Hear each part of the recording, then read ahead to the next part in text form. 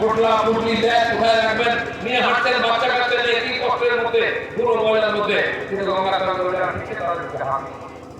এই দৃশ্য দেখার জন্য ভাগ্য চাই, সে ভাগ্য সবার হয় না, যারা হয়েছে তারা দেখেছেন, তারা গেছে। আমরা চাই এই পুণ্যের ভাগিদার সারা দেশ হোক, এই মহাকুম্ভ যে মহাশক্তির আর ওঠে মানে কিরণ হয়েছে, সেটা সারা ভারত বিশ্বে ছড়িয়ে পড়ুক। ভারত জগৎগুরু হবে, এইখান থেকে তার পরিবর্তন শুরু হয়েছে। ভারতের অর্থনীতি 9 নম্বর থেকে আগে 5 নম্বর চলে যাচ্ছে, আগামী বছর 4 নম্বরে যাবে, তারপর 3 নম্বরে যাবে। ভারত অর্থনীতি শক্তি সামর্থ্যে যেসব দেশের কাছ থেকে আমরা হাতিয়ার কিনতাম, তারা আমাদের কাছে হাতিয়ার কিনতে আসে।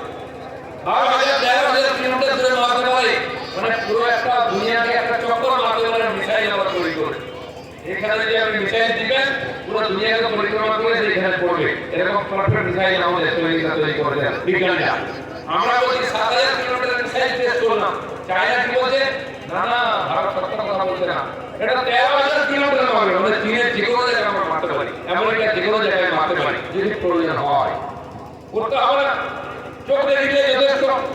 মিসাইলের কথা শুনে অবস্থা খারাপ, ফাইটার জেট থেকে আরম্ভ করে ব্রহ্মোস মিসাইল সব আমরা তৈরি করছি। 60টা দেশ আমাদের কাছে এসে অস্ত্র কেনার জন্য।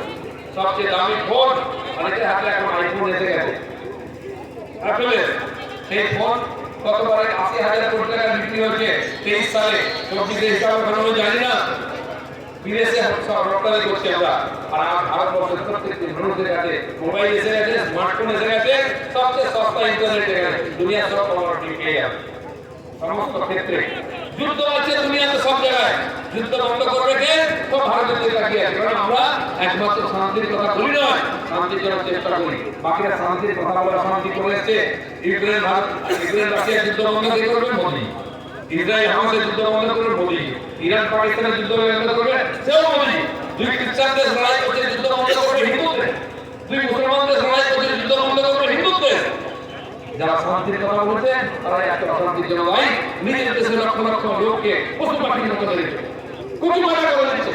আর সেই হিংসাত্মক বিচারধারা ভারতবর্ষে নিয়েছে, এখানকার জীবনকে আর দাহ করে দিচ্ছে। তার জন্য সতর্ক থাকতে হবে। বিদেশি ভাবধারা, বিদেশি বিচারধারা, বিদেশি নেতা, এদের সঙ্গে সাবধান থাকতে অনেক কষ্ট পেয়েছে।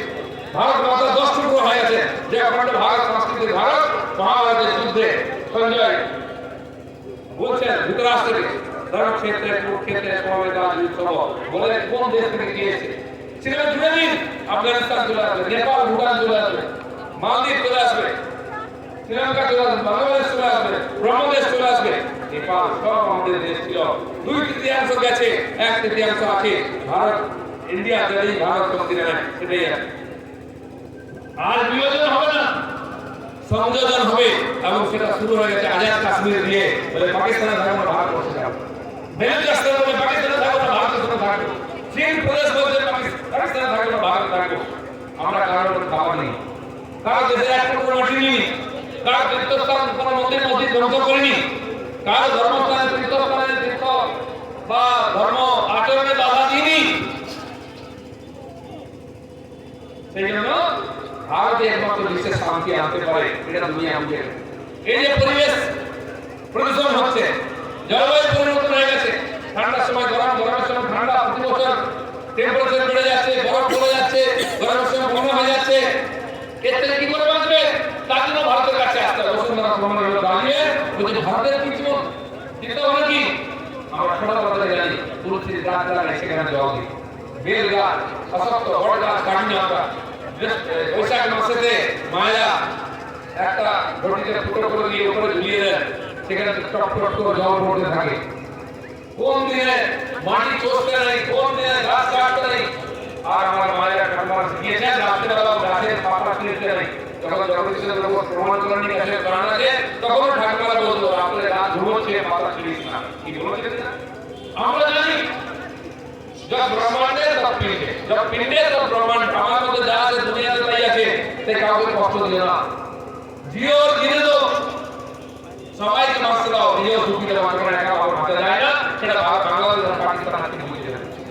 তাই এই হিন্দু ধর্ম তার উত্থান হচ্ছে, তার একটা প্রমাণ আমরা পেয়েছি মহাকুম্ভে। আর এই মহাকুম্ভ বিশ্বকে কাঁপিয়ে দিয়েছে। সারা বিশ্ব আমাদের ধর্ম সংস্কৃতি জেনেছে, জানার জন্য আসছে লোকরা। আর আর এখানে পরিবর্তন হয়েছে। ইসলামের মতো সংস্থা সারা বিশ্বের দেশে দেশে হয়ে কিছু নাম করে মানুষের জীবনে পরিবর্তন আছে, শান্তি আছে। লক্ষ লক্ষ সাধু সন্ত যারা পাঠানদের মুঘলদের আক্রমণে ব্রিটিশের অত্যাচারে